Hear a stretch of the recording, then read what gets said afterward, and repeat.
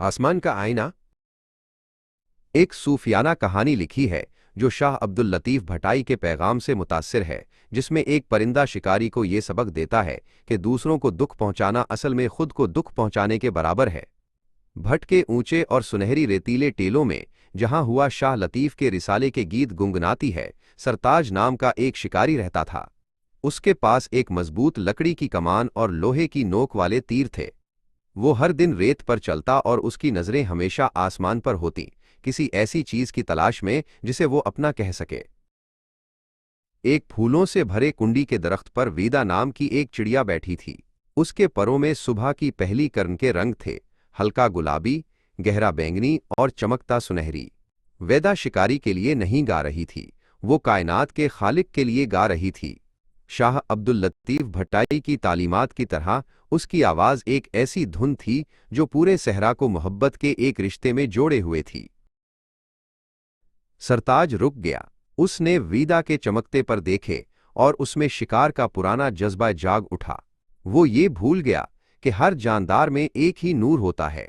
बहुत आराम से वो गरम रेत पर घुटनों के बिल बैठ गया। उसने अपने तरकश से एक तेज तीर निकाला और कमान पर चढ़ाया।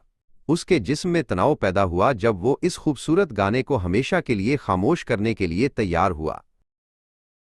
आमतौर पर कमान की डोरी की आवाज से परिंदे डर कर उड़ जाते हैं, मगर वेदा वहीं बैठी रही। उसने अपना छोटा सा सर घुमाया और सीधा शिकारी की तरफ देखा। इसकी आंखों में कोई खौफ नहीं था, बल्कि एक ऐसी गहरी खामोशी और हमदर्दी थी जिसने दरख्त के आसपास की हवा को बोझल बना दिया। वो शिकारी को देख नहीं रही थी, बल्कि उसे पहचान रही थी। जैसे ही सरताज तीर छोड़ने वाला था, उसके जहन में एक प्यारी मगर ताकतवर आवाज गूंजी।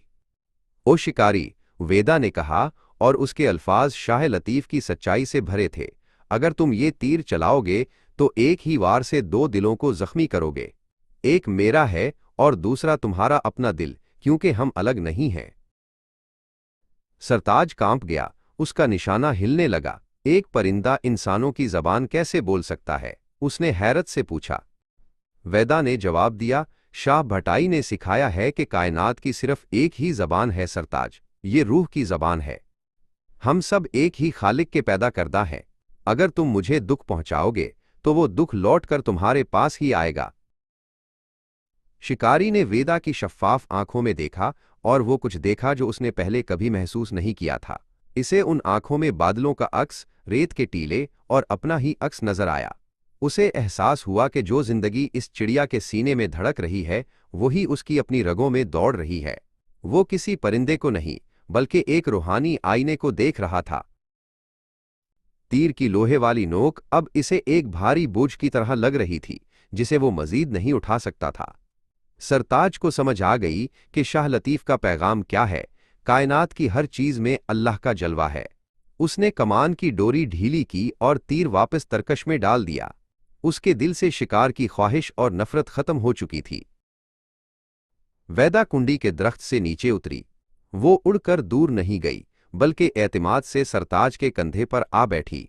शिकारी ने उसके नन्हे पंजों का लम्स और उसकी रूह की गर्माहट महसूस की। पहली बार उसे लगा कि वो उस पूरी कायनात और हर जिंदा जान के साथ एक मोहब्बत भरे रिश्ते में बंध गया है।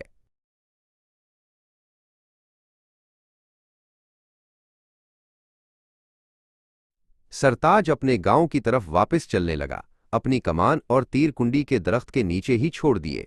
अब उसे किसी पर गलबा पाने की जरूरत नहीं थी, क्योंकि वो जान चुका था कि दूसरों को सुकून देना ही असल सुकून है।